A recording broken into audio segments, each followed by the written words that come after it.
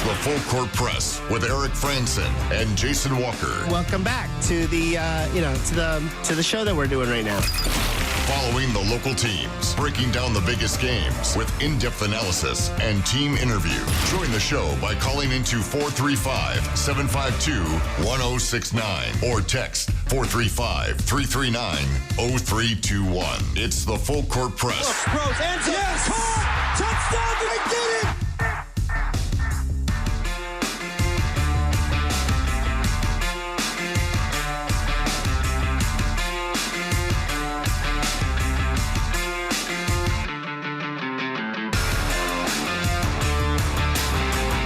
Good afternoon, everybody. Welcome on in. Happy Monday. Hope you had a great weekend. It's the Full Court Press here on 106.9 FM, 1390 AM.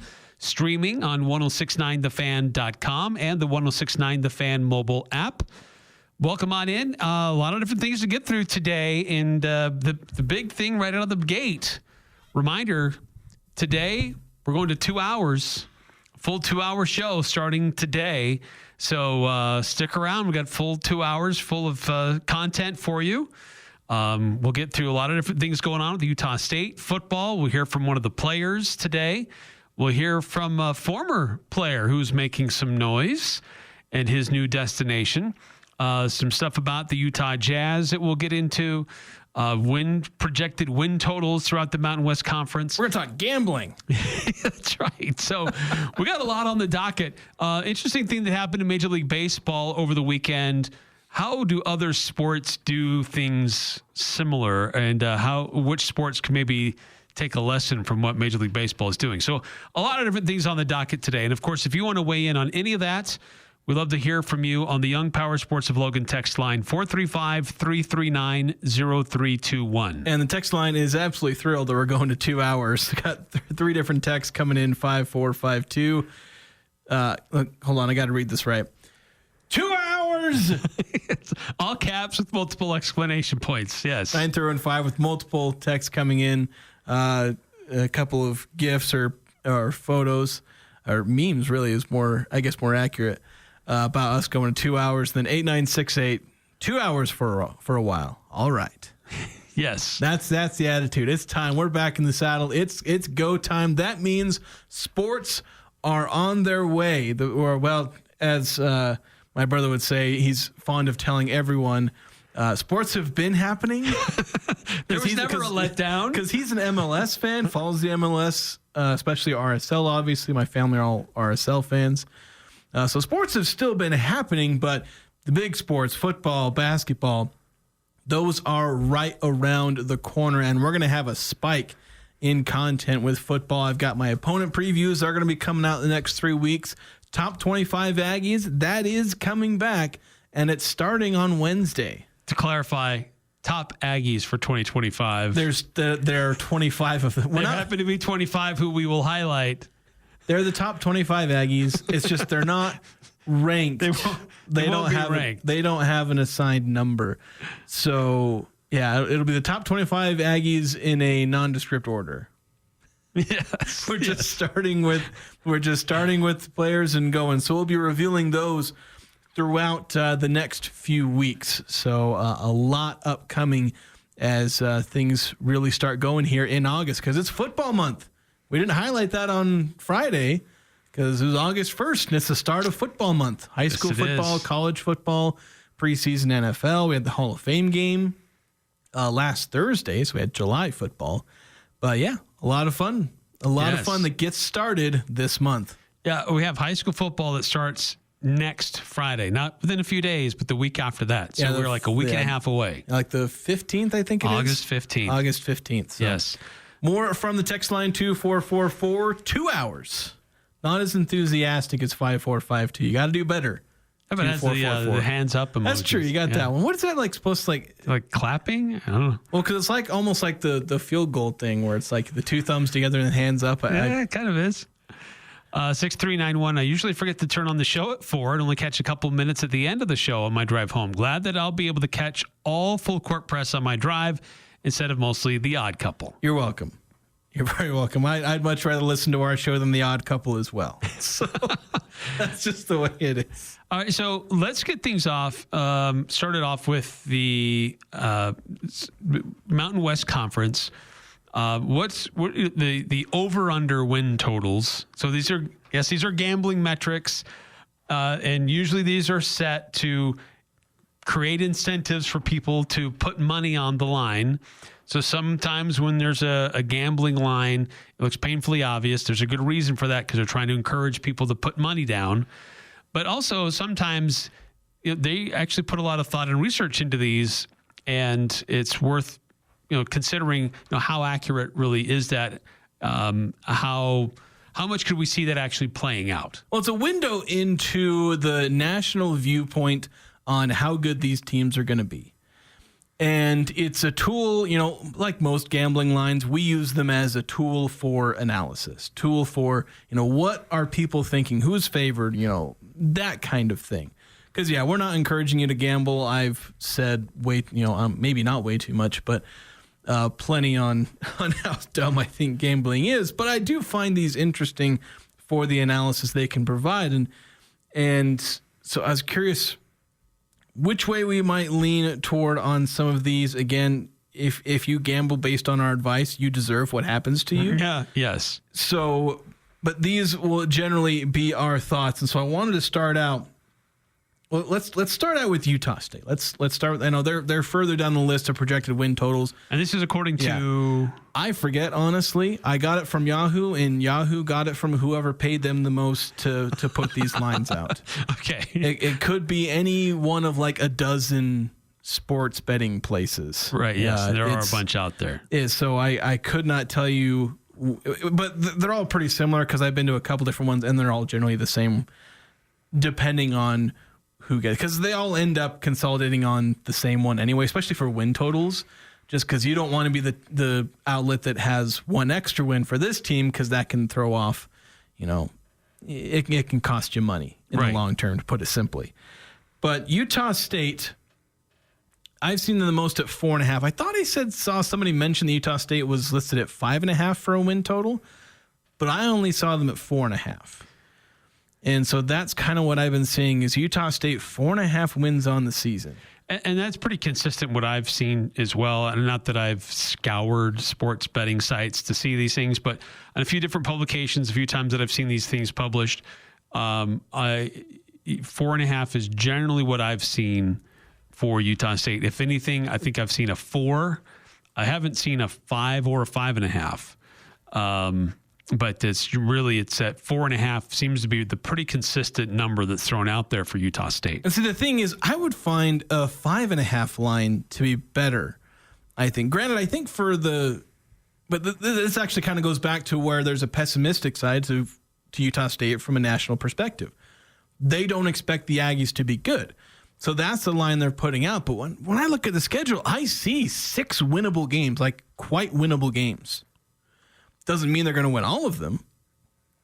But if you have a win, if somebody's projecting you to win 4 games and you see 6 or 7 winnable games on the schedule, that's a lot of room to be optimistic, to be hitting, to be exceeding the expectations that are placed on the Aggies.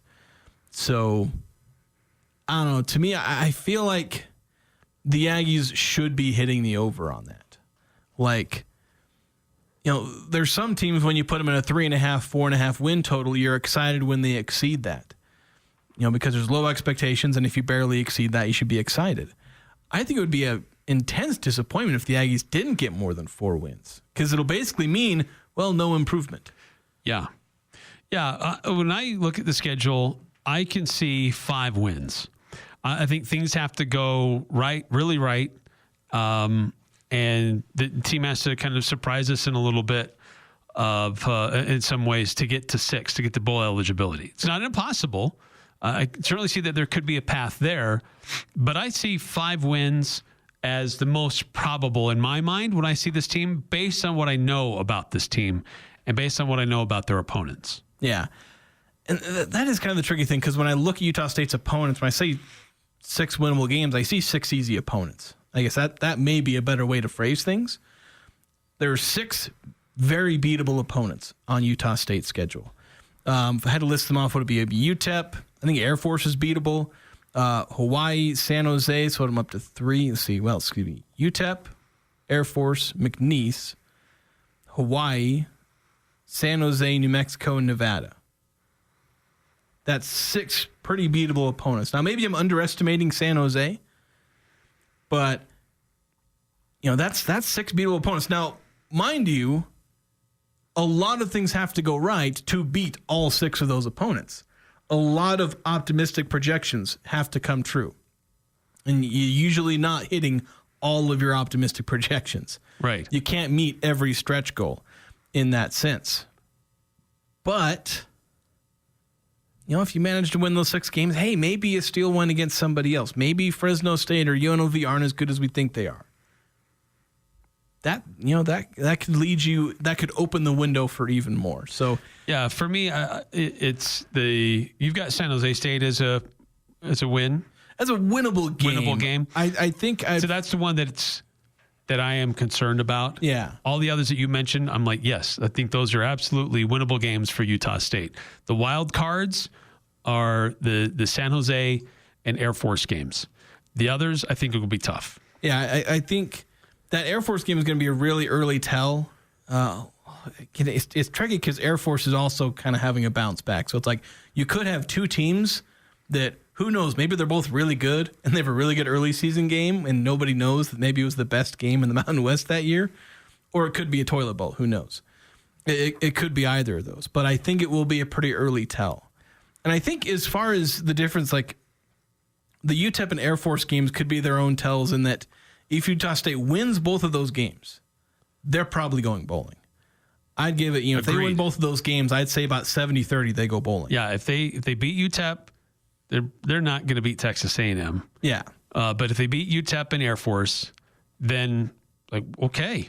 There's a path, a much cleaner path for them to get to bowl eligibility if they get 2 of their first 3. Yeah, and if they manage to lose to UTEP, then that's flip the odds there. And it's like, yeah, you're probably not going bowling. If you beat UTEP and lose to Air Force, as long as it's close, you got some recovery. Right. Can you see progress? Can you see this team has a plan, has its potential, but if it's still kind of mired in uncertainty and mystery with so much of this team, then yeah, McNeese they'll likely win that game, but how much will we really know about the Aggies? It'll be a problem if they beat UTEP, get blown out by Texas A&M, say they get blown out by Air Force, just for hypothetical sake, and then they blow out McNeese. What would you honestly have learned about Utah State in 4 weeks at that point? They'll be 2-2, and 3 games that are maybe blowouts, again, in this hypothetical, and then you got to go to Vanderbilt. And then it's like, we could be 5 weeks in and still be trying to figure out this team, trying to see, are they a bowl-eligible team? Now, mind you, after those 5 games, the next 3 games will define the season. Yeah, and look, Vanderbilt, most cases, I'd say, that could be a winnable game. They're projected to be 5.5 is their win total for this year. Yeah, the thing is, it's on the road. It's in their place. And we got their former defensive coordinator. Well, a few years removed. Yeah, a few years ago. But it's one of those games. It's one of those. It's one of those Power 4 games that Utah State has often been close in, at least in good seasons. 2018 with Jordan Love, they lose by 7 to Michigan State.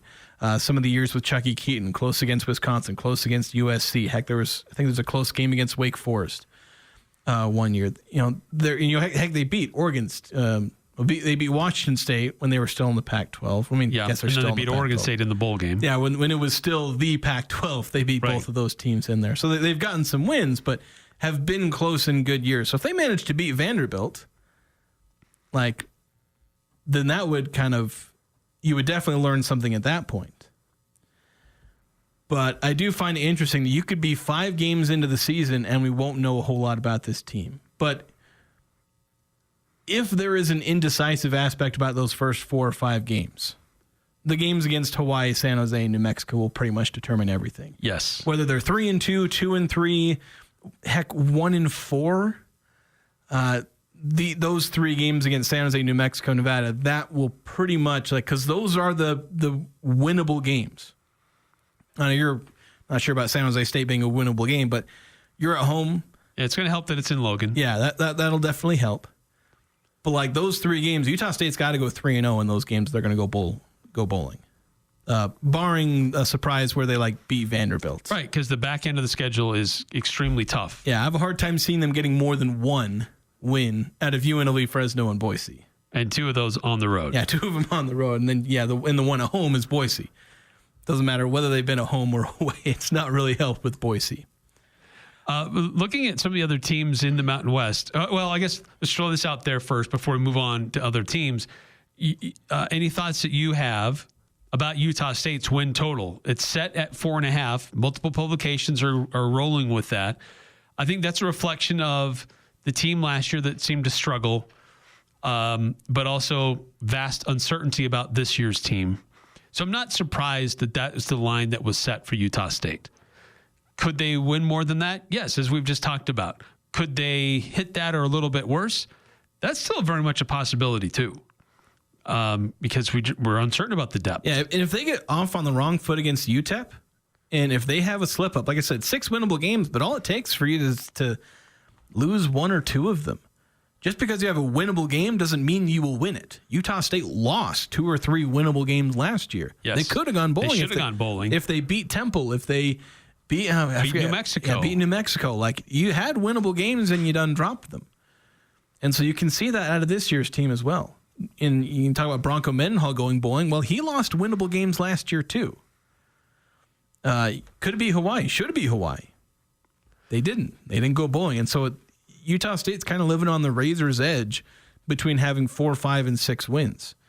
Obviously, us being more Aggie-centric, we're leaning a lot more towards the optimistic side. I'm leaning more toward 5 or 6 wins. But, by the way, UTEP, 5.5. Yeah, UTEP is kind of projected as they may not be just a real pushover. Yeah, there are people that are kind of believing UTEP is maybe having a bit of a resurgent season. They've got a second-year head coach. I was writing the preview. My UTEP preview comes out tomorrow, so you can read up on them.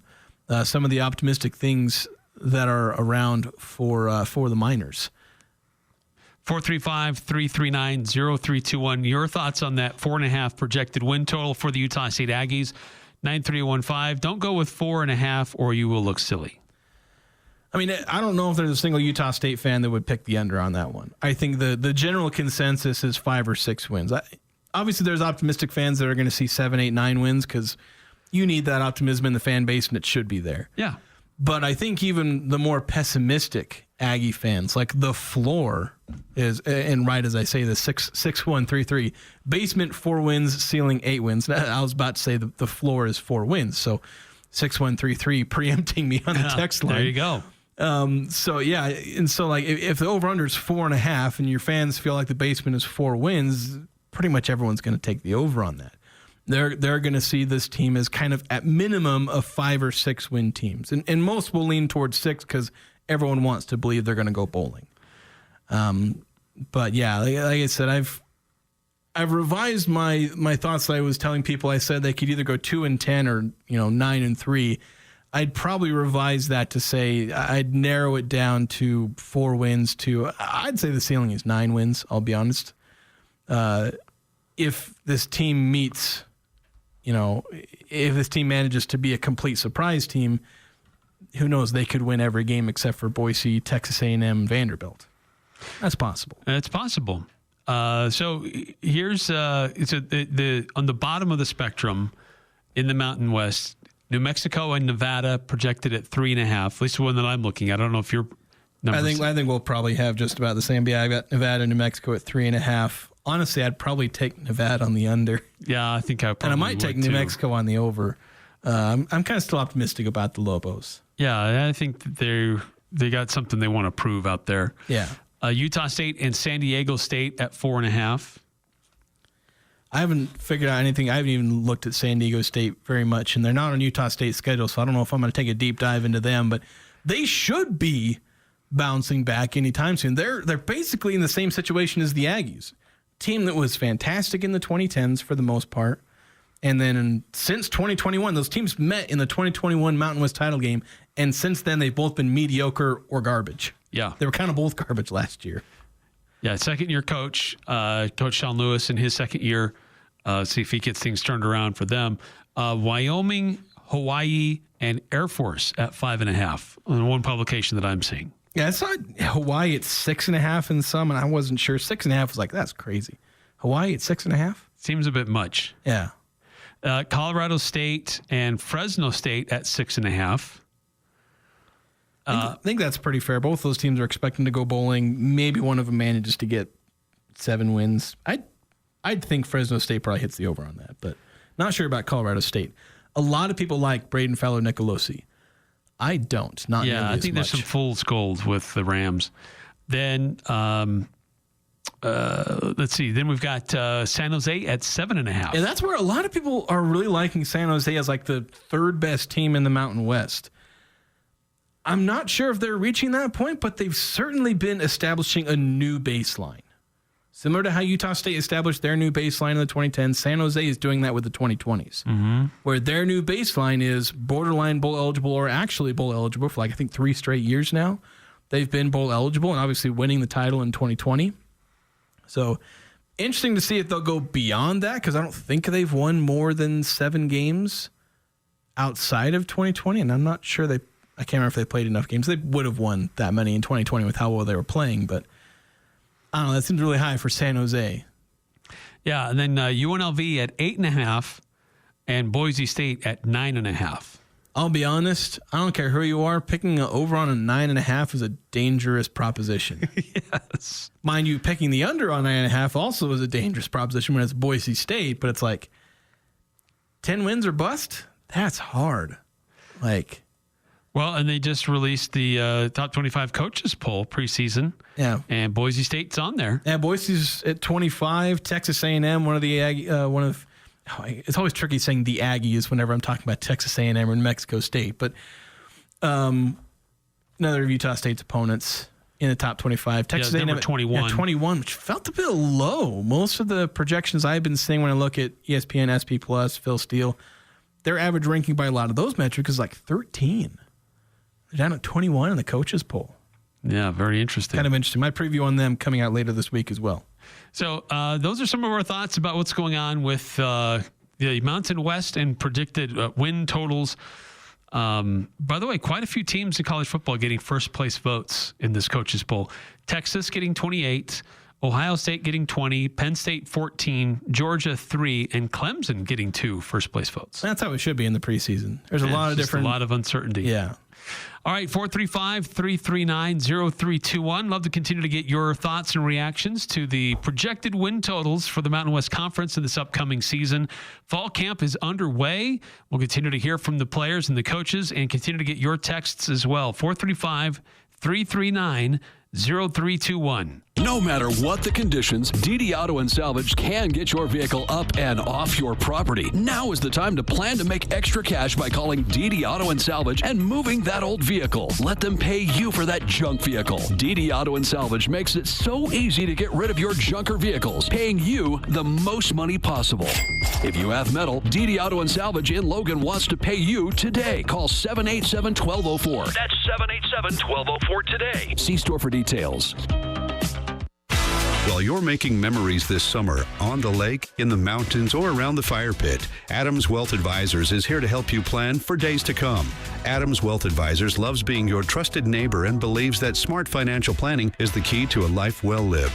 Whether you're nearing retirement or just getting started, let Adams Wealth Advisors build a plan that gives you peace of mind today and tomorrow. Google Adams Wealth Advisors for a free consultation today. Local roots, lifelong guidance.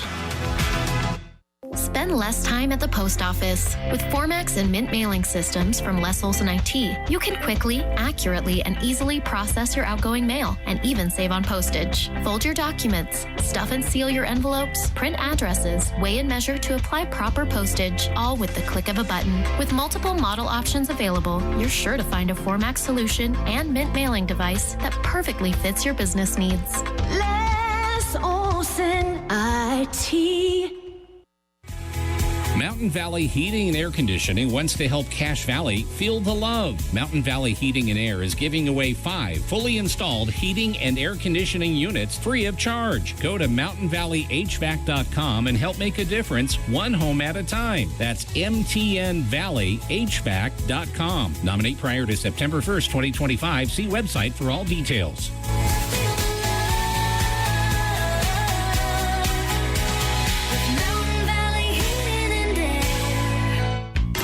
Hello, Cache Valley. Did you know the Sportsman on Main in downtown Logan has bike and tube rentals? That's right. The Sportsman has kids' bikes, bikes for cruising around town, hardtail mountain bikes, and full suspension electric bikes for rent. If you haven't ridden an e-bike, you are missing out on so much fun. We can even give you ideas where to ride. If you need to rent a tube or many tubes for Bear Lake, Hiram Dam, or the Narrows in Idaho, we have those too. Come to the Sportsman on Main in downtown Logan for your summer bike and tube rentals. Tons of parking in the back.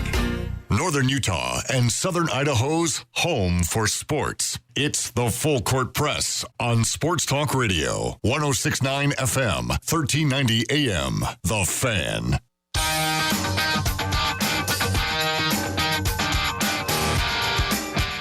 For the first time ever, there's going to be a huge warehouse parts sale at Young Power Sports of Logan. It's going to be on Friday, August 15th from 10 to 4:30. Young Power Sports of Logan is clearing out all overstock parts with discounts up to 75% off. That's 75% off parts for 2019 and older. Polaris, Razor, General, Can-Am, X3, and Defender, and more. If you ride it, they probably have the part, but when they're gone, they're gone. And so go check it out, Young Power Sports of Logan. Great deals at their big warehouse parts sale coming up.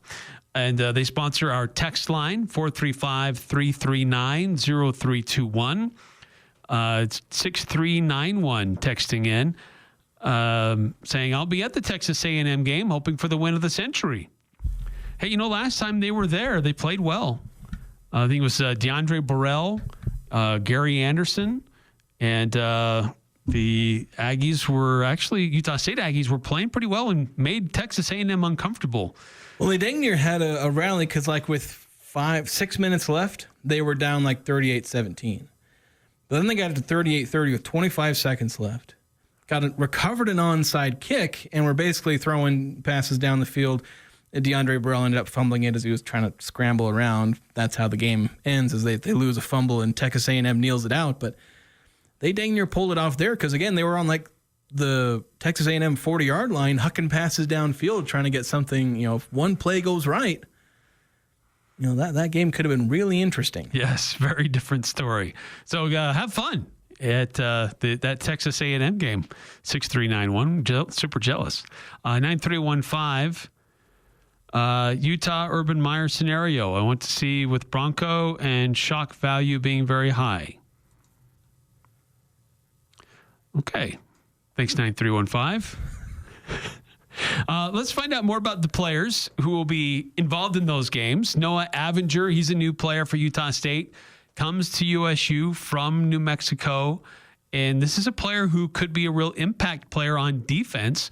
Jason, you had a chance to visit with him last week. And let's get to know more about Noah and how he sees his role with Utah State and the defense. So we got Noah Avinger. Am I saying that right? Yes. Avinger? Noah Avinger, okay. Yes. I don't know if it's Avenger or go by Avenger sometimes. A lot of people kind of say their own thing, and then if I don't get the chance to correct them, then I go with it. I don't really mind. So not gonna. If they call you an Avenger, you don't necessarily have to correct them. No, for sure. But I wanted to ask you about you played at Merlin Olsen Field last year. Mm-hmm. Obviously, it was a good experience for you. The fans here weren't so happy with the result. I think you had 8 tackles. But what was that experience like for you? Getting to play on Merlin Olsen Field, getting to experience the environment. Even if it was against the fans that you're now playing for. No, absolutely. I love the environment. I always like going into away environments just because you get a feel for, a different fan base that's not only your own. So just the field, it's a beautiful place. Logan, Utah is definitely beautiful. Just the scenery. I've actually never been up here besides last year. So, I enjoyed the environment, just the culture you can see that was already instilled here. the fans, the love they have for their team and everything. So it was a good environment, even though I was on the opposite side of the field, but it was fun. But what do you remember that game overall? Obviously, it was a comeback win for New Mexico, kind of a double-digit comeback. Yes. Just what was that game like as far as how crazy it was as a football game? Oh, it was up and down. You know, we were going back and forth the whole game. Obviously, it was a high-scoring game, so it just we felt the need, like, I don't know what it was in the air, but we felt the need to win that game, and you know, we kept going back and forth, and we just, you know, kind of dug deep, and towards the end, we were able to pull off the win. So I know another game you played against Utah, because I think you have 2 or 3 career games against Utah State, because you were on the San Diego State team in 2021, right? Yes. So that was a game where things went for Utah State, not necessarily against for you, but I guess what was it like all the way back then with that game? Obviously a big game for both programs. Oh, absolutely. That was my true freshman season, so you know, that was a big experience for me. That was the Mountain West Conference Championship. So that game was, you know, it was fun. It was an exciting environment because that's the stage you always want to play on, especially being in the Mountain West. So just the full circle moment, that kind of thinking about it now, it's crazy that I'm here now and I played them my freshman year. So it was just a great moment in memory. Yeah, so you've been on, this is your 3rd team you've been on in the Mountain West. You can't seem to quit the Mountain West. What is it about this conference that you gravitate to the teams that are here? You know, good teams as well. You know, San Diego State, Utah State, even Mexico was rebounding last year. What's brought you to these teams? Absolutely. I would just say the kind of culture that's built within the programs. You know, it's a lot harder than I feel like other programs, and I feel like that's what I need as a player. You know, just being around the culture that kind of pushes you on and off the field, like becoming a young man at the end of the day to start life after football too, and just on the field as well, pushing you to your highest level, I would say. So you ended up following Bronco from New Mexico to Utah State. Was he one of the biggest reasons why you decided to come? Oh, absolutely. That was like one of my main reasons, because you're not going to find a better leader in college football than him. Just on and off the field, the young man that he kind of instills in you, and just the tips that he gives you on life and just on the football field, it doesn't get any better. And the culture that he built here, just hard things together and earn not given, you don't see that in college football. So it's very helpful. So what have you seen as your role with this team? Because obviously when a new coach comes in, sometimes the players that he'll bring along with him kind of function as like the pseudo returners of a squad, because they know the coach. Have you kind of seen yourself in that role as, obviously, because you're not a returner to Utah State, but you are one of the guys that knows Bronco Mendenhall. Have you kind of see yourself in that role of helping the team as a whole learn Bronco's system? Oh, absolutely. You know, I was a leader last year too in this program, and the culture that he instills in you, it kind of just naturally gravitates into your personal like culture that you instill in yourself too. So just helping the guys understand like how he is and the culture he is and why we do it is the biggest thing that I kind of brought over with him, because the culture that he has is now mine too. And it's my job, I feel like, to help instill that in everybody else and bring the culture so we can win games. So what can you tell me about Broncos culture? Because he's talked about some things. He's talked about some things like the progression system is kind of like martial arts, and you get different belt colors or whatnot. But what can you tell us about that progression system, about Bronco, what you guys do behind the scenes to progress as leaders and as players? Oh, absolutely. So, I mean, obviously tests, everything, like anything we do in the program, you kind of get an understanding of exactly where you are on the football field and off the football field in life. So I would just say just all the tests that he gives us, just the culture, how it brings everything out of us. It forces you to become the best version of yourself. And I would say it tells you exactly where you are at any given moment, and it kind of promotes you to grow or and just help the others around you grow too. So I would say that's the biggest thing. So there have been a lot of new additions to the secondary. Obviously, you're one of those coming into Utah State. But with the secondary as a whole, what have you seen from that group where there's two returners and then everyone else, all a dozen or so of you guys are trying to learn to play together? What have you seen from that group as a secondary where you've brought in a lot of experience, a lot of talent? But what does that group look like so far? Oh, I love the group. You know, I'm loving the strides we're taking. We're a very strong group.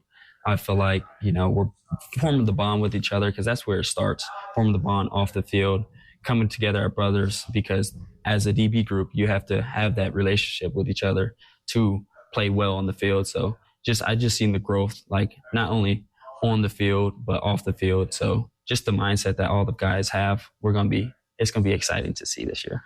When you look at the quarterbacks in this conference, or at least the passing games, is there any team that you're looking forward to playing, testing yourself against? Oh, absolutely. You know, any given game, I'm excited to play against any opponent in the Mountain West Conference. I'm excited to play. So every single one, I would say, I'm excited to, you know, go at bat against whoever else is on the field too. And in one game in particular, New Mexico, that's homecoming for, you know, the whole coaching staff, and then you know, half a dozen players or so. I don't know. You circle that game, maybe not necessarily for the matchup, but the fact that it is a bit of a chance to go back, and because it's at New Mexico, so you're going to go get to see a lot of places you were at. Is that game going to be kind of special to a degree? Oh, absolutely. It'll be fun, because obviously I still have a lot of my brothers over there. We were in the program together. So just going back to the place and the community and the environment that I was in not too long ago, it would just be like a full circle moment. So it would be exciting to play back in that environment, just up on the opposite side. Yeah. I know fans haven't had a chance to see the team, and probably won't really get to see the team play until week one. Usually fans get to see a little bit of the team, but with that, you know, with Bronco, the way he's kind of closed off practices, the fans won't be able to see him. But with that happening, what do you want fans to know about the team that they may not get to see until week one? Oh, absolutely. I would just say we're like a band of brothers. We're forming together. There's a great culture that we have instilled here. And, you know, we want to go out there and win games. And I feel like all the guys have the mindset to go out there and win games. And I feel like that's what we're going to do in the fall. All right. That's all I got for you. Thank you so much.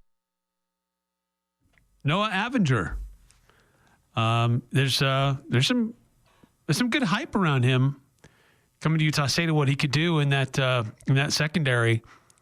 And interesting, here's a player on his third stop in the Mountain West. Aggies have faced him multiple times now when he was at San Diego State and New Mexico, but now trying to be a part of Utah State's football future and what the Aggies are trying to do defensively, where that's probably where the most questions are for me. And as we've talked about on the defense, but somebody with his experience and skill level that helps settle some of the concerns that I may have with the unknowing what's going on the depth chart for the defense. You know, that's where I think a lot of questions are as far as returners. Probably the only one that rivals that is the wide receiver room, but the secondary is where they added the most experience.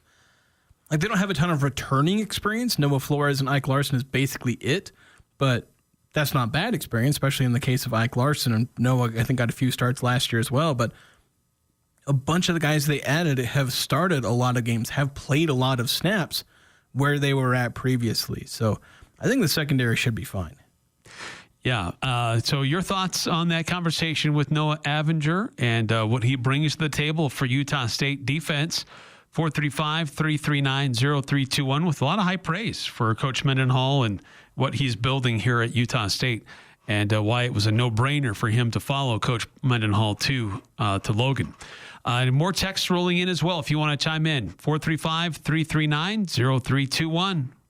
The patio is open. The chips are endless. Drinks on tap. You know it's got to be Cafe Sabor, Cache Valley's best Mexican restaurant, gold winner in the Best of Northern Utah contest. Experience Locals Day every Thursday with a huge burrito, endless chips and soda, only $7.95. That's a complete lunch for just $7.95. Finding any lunch under $10 is nearly impossible. Every Thursday, drinks, chips, and massive burrito, just $7.95. The patio, the sun, the fun at Cafe Sabor in the historic train station on 6 Weston Center in Logan. Who do you turn to if you want to change out your wood or pellet stove? Advanced Fireplace and Stove. They were voted the gold medalist for Best of Northern Utah for the 5th year in a row in the fireplace retrofit category. Be ready when the government's next wood and pellet replacement incentives pop up. Advanced Fireplace can help you navigate the paperwork. For more information, call Advanced Fireplace and Stove, 752-7272. Online at advancedfireplaceandstove.com. Express Tires for less. Safety and comfort on the road are Express Tire's top priority. As a Point S team member, count on peace of mind with an inclusive warranty that includes nationwide protection. Any brand, any size, better pricing. No appointment necessary on the highway at 3200 North Main. Express Tire. Tires for less. A diamond is forever and is perfect to represent your love. For those special occasions, give her a natural, one-of-a-kind diamond, as unique as she is. Our exclusive brand of Needham Brilliant Diamonds are white in color, high in clarity, and are recognized for their precise cut. These diamonds are natural, untreated, and are the real thing. Show her you care enough to give her a diamond, an investment for generations to come. Open Monday through Saturday, 10 to 7, where Utah gets engaged. SC Needham Jewelers, middle of the block, at the sign of the clock. The Full Court Press. Connect with us on Facebook, Twitter, and online at 1069thefan.com.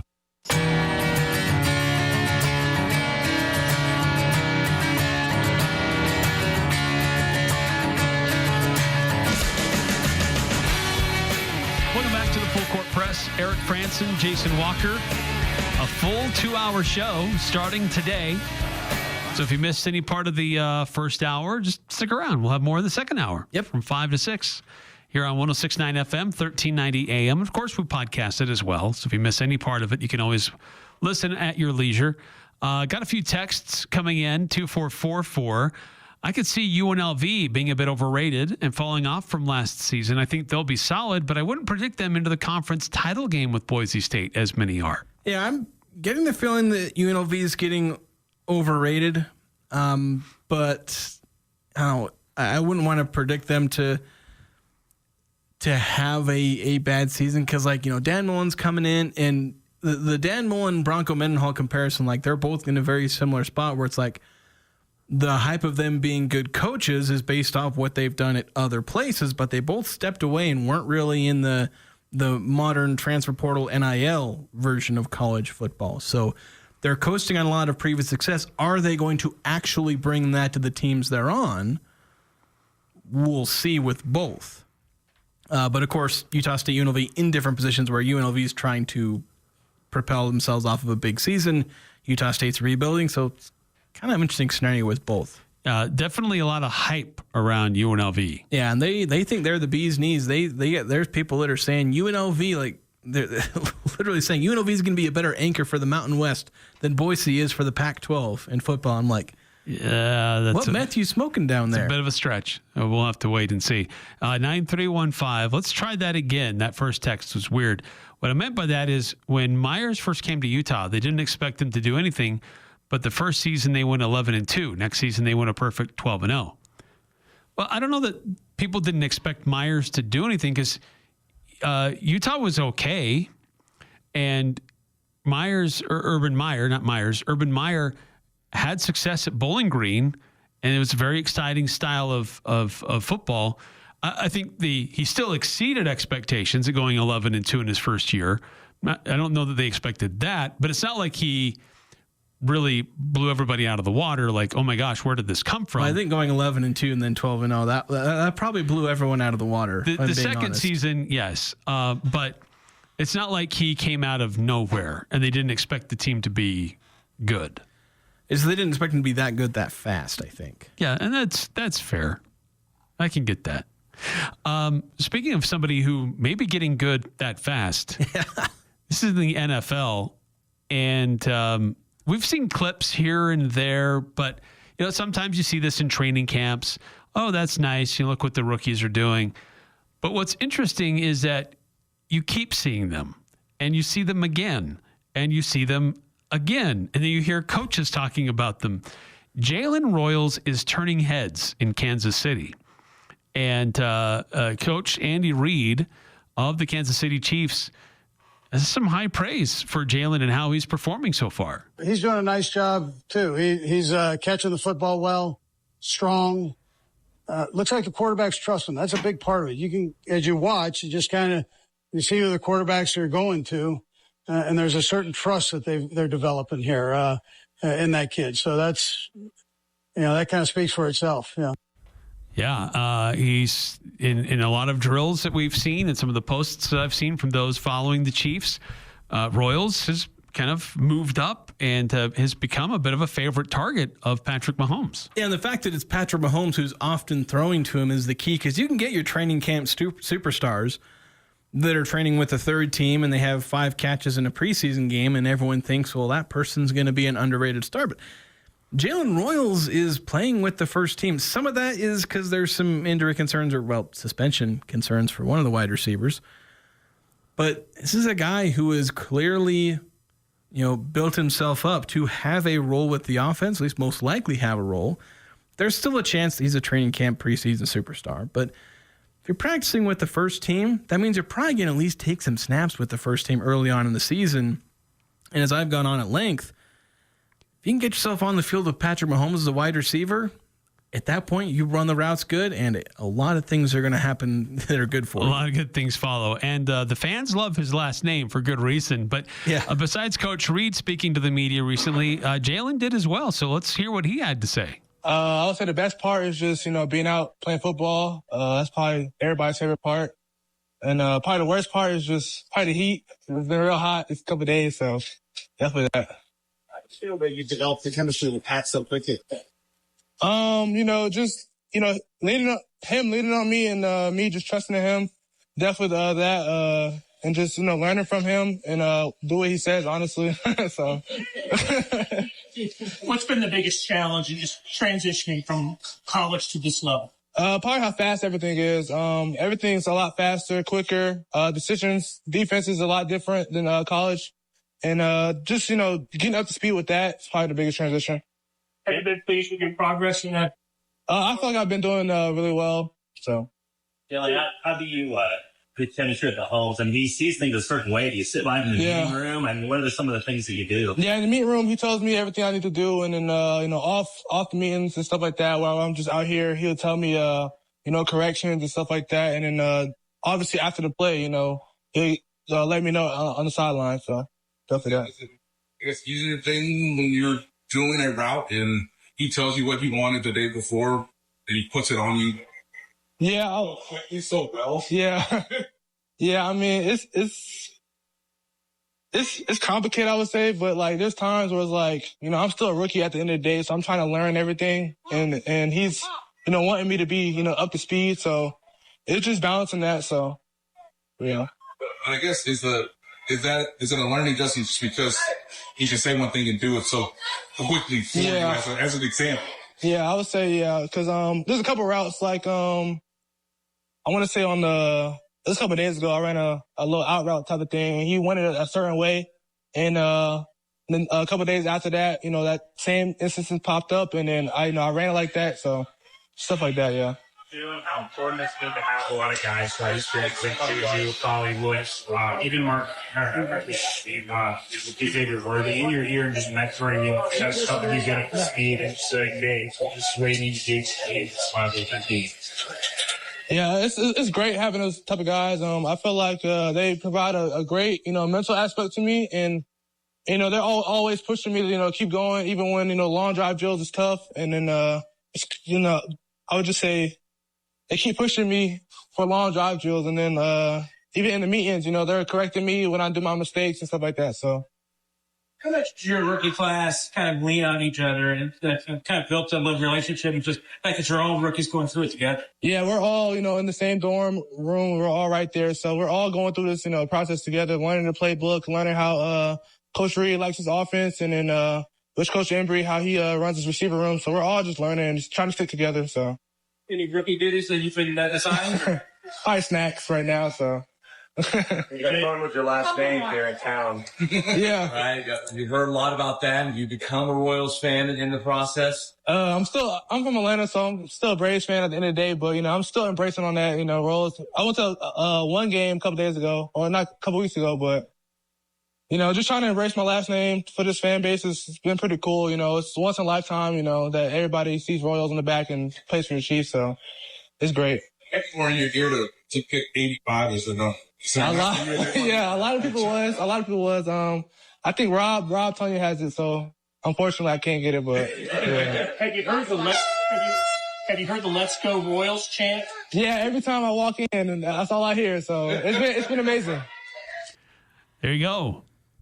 Jalen Royals getting the Let's Go Royals chant whenever he walks into the arena, into the practice field. Yeah, some fan base certainly embracing him as potentially a wide receiver that they really want. They want someone that Patrick Mahomes can trust. Travis Kelce's getting older. The rest of the wide receiver room there's some question marks. So if Royals can break out and have a great rookie season, Chiefs fans will be over the moon. Yeah, so really excited to see him continue in their training camp as he is separating himself, and they're very pleased with what he's done so far and how he's performing through camp. So likely to see him play good minutes this upcoming fall. All right, another quick timeout. So we'll be right back here on the Full Court Press. Make it 5 years in a row. Advanced Heating and AC is honored to be named gold medalist for the best of Northern Utah in the AC HVAC category. They thank you for your support and vote of confidence in their company. You have many choices when it comes to your home's heating and air conditioning system. Make sure you choose the 5-time gold medal winning company, Advanced Heating and AC. Call 752-7272 or stop by their showroom west of DI, online at advancedheating-ac.com.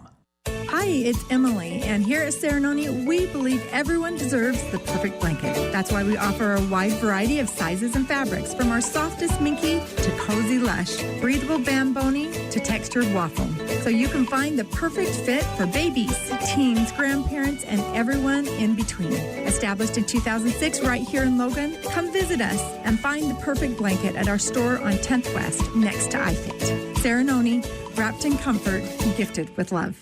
It's time to make the outdoor living improvements you've talked about. Cast-A-Lite in Logan has everything you need to turn your backyard get-together into a backyard event. If you need pavers for a walkway, a retaining wall for your garden, or to reshape a flower bed, or a fire pit to roast marshmallows, think Cast-A-Lite. Their experts will reduce your DIY stress for brick, block, rock, paver, and tile. Go where the pros go. Online at castalite.com. They can put your logo on it because that's what they do at the Logo Shop. They can put your logo on anything from pens and mugs to golf balls and clocks. The Logo Shop is also the place for your team shirts and uniforms. So if your team wants to look good, call the Logo Shop and order your team uniforms today. Colors, logo, and everything else looking just like you want it to. Get your team shirts and uniforms from the Logo Shop. Call them to get a bid or just drop by 40 South Main in Logan. The Logo Shop. Logo Stop. The Logo Shop. Need a reliable partner for your medical needs? Look no further than Triton Medical and Transportation. We offer top quality medical soft goods right here in your community. From incontinence supplies and oxygen needs to medical transportation. Whatever you need to stay comfortable and healthy, we've got you covered. Trust Triton Medical and Transportation, caring for our community with every step, every mile. Call us today at 435-557-6687 or visit us online at mytritonsupply.com. Triton Medical and Transportation, because your health matters. Talking the sports you care about. The Full Court Press on Sports Talk Radio, 106.9 FM, 1390 AM. The Fan. Fuel treatments from Stanadine, House, and Seafoam are on sale for only $8.49 a can. I mentioned you heard this ad, and you get Napa 15W40 Premium Diesel Oil for only $11.99 a gallon. Cash and carry only. So some news today in college athletics. Name familiar to many around these parts is no longer with his former place of employment. Yes. Coincidence? Maybe. Yeah, John Hartwell resigning from his spot at Louisiana Monroe. As athletic director there, went there after resigning from Utah State. So is it a coincidence? Yeah, it is. But he wasn't there very long. Yeah, he wasn't. Because obviously when he resigned, Utah State brought in Diana Sabo. Diana Sabo was out after not quite 2 years. And then Jared Bovee served for about 8 months. That's true. Interim. So I guess you're looking at about 2 years or so, because Darnell Hartwell took that job at Louisiana Monroe, I think, before Sabo took over at Utah State, because Hartwell didn't immediately take over. No, true. He was kind of out for a little bit. But it seems that the biggest reason he left is because Louisiana Monroe is basically cutting back. Like, they're already one of the lowest spending athletic departments, and they're cutting back even more. They recently cut their, I think, women's tennis program. A bunch of programs that are getting cut across the country. But they they cut one of their programs and we're looking at further budget cuts. And it seems like John Hartwell's like, yeah, that's enough. I'm going to go somewhere else. This isn't what I signed up for. So, yeah. Is there a chance that he could come back to fill Utah State's open seat? I highly doubt it. I doubt it. He was here for how long? 6 years? Yeah, 5-6 years. I forget exactly how long, but enough to make a good impact as far as the sports side of things. I know there's some things that happened on his watch that, that aren't necessarily good behind the scenes. Nothing crazy or criminal, but at least that he was responsible for. But yeah, as far as on the field, he hired a lot of really good coaches. Yeah. At the very least, he did that. True. That's true. That's going to do it for this hour, but stick around. More to come. Another hour of the Full Court Press coming up after Dan Patrick's Above the Noise and an update from Fox Sports. We'll be back in hour number 2. News about the Utah Jazz. How would you grade their off-season moves so far? I guess the offseason technically isn't over. Yeah, they're probably mostly done with them but now. Mostly everybody's done with their moves. So how would you grade what the Utah Jazz have done so far? And a lot more things to discuss in sports. 435-339-0321 if you want to chime in. I'm Dan Patrick, and this. When grid failures and severe weather cause power outages, your business might take a hit, or at home, you could lose your refrigerated food storage. Generac Standby Power Solutions help ensure an uninterrupted power supply. Generac is the #1 brand of standby generators. Get yours today from Golden Spike Electric, your trusted source for safety and security. Golden Spike Electric, powering your peace of mind. Online at gsegenerators.com or call 257-3016. They also service other models. Bright green cars, that's the only thing you need to remember as you're driving down Main Street in Logan looking for Jarek's Fine Jewelry. Hi, this is Jarek. We have a lot of people comment on the bright green cars outside, and some even talk about the building, but the overwhelming responses come when they step inside. Jarek's showroom was created to offer an intimate, romantic setting for couples to enjoy their ring buying experience. Everyone is treated like a friend with no price negotiation needed.